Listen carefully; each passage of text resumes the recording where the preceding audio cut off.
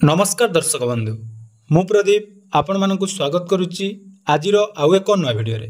तो आपण माने गत 2 दिन तले जहाँकि बहुत सारा गणमाध्यम देखिथिबे जहाँकि राज्य सरकार तरफ गोटे बहुत बड़ घोषणा करा जायछि जोंथिरे कि आसंता 12 तारिख दिन राज्यर प्रत्येक पंचायत रु 10 जन लेखाएं हिताधिकारी को राज्य सरकार तरफ गृह प्रदान करा जिवो। तो यही न्यूज रे आपण मानकर बहुत सारा कमेंट थिला, बहुत सारा भाई भौणी माने कमेंट करथिले जो 12 तारिख रो गृह मिलिया पई जाउची बा घर मिलिया पई जाउची एथिरे को मानकू घर मिलिबो एवं जो माने पीएम आवास योजना रे वर्तमान जाकी सर्वे करथिले सेमानकू घर केबे मिलिबो एनै आपण मानकर बहुत सारा कमेंट थिला। तेणु आसंतु आज भिडियो रे आसंता 12 तारिख रे को मानकू घर मिलिया पई जाउची एवं सेही घर आपण माने पाइबे कि नाही ता केमिति जानिबे एवं केते जनकू जाकि सरकार एथिरे घर प्रदान करिवे जहाँ भी डाउट अच्छी आज भिडियो रे से विषय में आम डिटेल्स आलोचना करवा।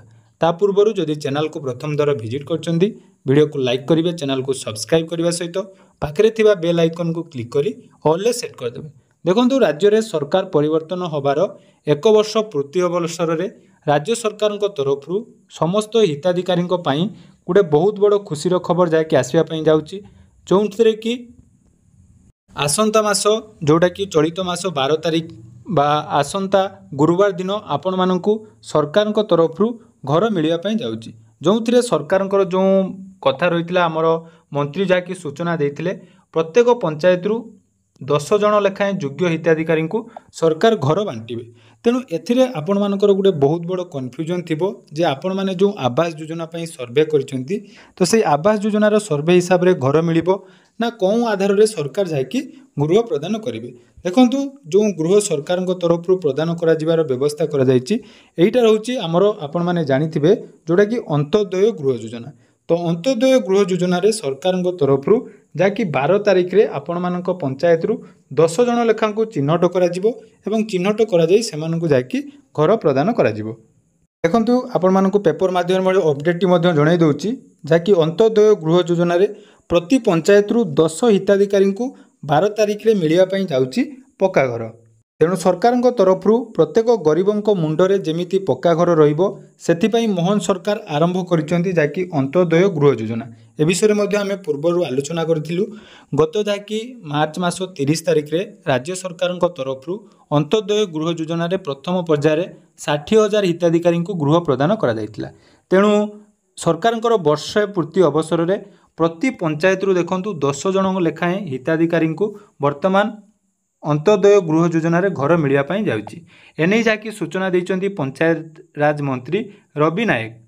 तो अंत्योदय योजना रे पक्का घर जाकि सरकार जो प्रदान करिवे 5 दिन मध्य सरकार तरफ जाकि निर्देश दिया जायछि एही तालिका वीडियो मानकू जाकि प्रदान करा जिवो अर्थात वीडियो माने को मानकू अंत्योदय गृह योजना रे गृह मिलिबो सेमानको लिस्ट पूर्ण करिवे एवं ताकू 12 तारिख दिन सरकार 1 वर्ष पूर्ति कार्यक्रम रे पक्का घर दिया जिवो बोली सूचना दिया जायछि। तेणु अंत्योदय गृह योजना माध्यम समस्त मुंड को पक्का घर सुनिश्चित करुच्ची बीजेपी सरकार। यही योजना 7,550 कोटी टंकार व्ययबराद हवा सहित 3 वर्ष मध्य देखंतु 2,25,000 पक्का घर जोगाई देवाई सरकार लक्ष्य रखिंट। तेणु जो अंत्योदय गृह योजना रही एथिरे जो माने जो गाइडलाइन रही जो माने पूर्वर कौन सरकारी योजना रे घर पाई नांती किंबा आपण मानकर जेमिति कि आमर विभिन्न प्रकार भिन्नक्षम विधवा दुरारोग्य व्याधि रे पीड़ित शहीद परिवार व्यक्ति पद्मश्री पाइथिबा व्यक्ति बन्या बात्या और अग्निकांड भली जो प्राकृतिक विपर्यय जदि आपण मानकर गृह बा घर नष्ट होईची ताहले आपण मानकू अंत्योदय गृह योजना रे घर मिलिबो। तेणु आपण मानकर जो कमेंट रहउतिला जे जो माने पीएम आवास पई आवेदन करचंती सेमानकू अंत्योदय योजना रे गृह मिलिबो कि नै। देखंतु अंत्योदय गृह योजना रे जोटा घर आपण मानकू मिलिबो एहा पई आपण मानकर वर्तमान जो फॉर्म आवेदन हेई नै एटा केवल वीडियो मानकू नोटिस दिया जायछि जो माने पूर्वरु एही सबु कारण पई घर तांकर नष्ट होईछि बा पाई नांती तो सेमानकू चिन्हट करी प्रत्येक पंचायत रु 10 जन लेखाए हिताधिकारी को सरकार घर प्रदान करेंगे। तो यही आधार रे आपण माने जदि भाबुचंती आपण माने योग्य बा आपण मानकर पूर्वरु जदि एही सबु पई घर नष्ट हो जायछि सरकार तरफ आपको गृह मिल पारे। तेणु आपण मानकू 100% मिलिबो बा को आधार रे एटा वेरिफिकेशन हबो से नहीं कोनोसी भी अपडेट दिया जाय नै।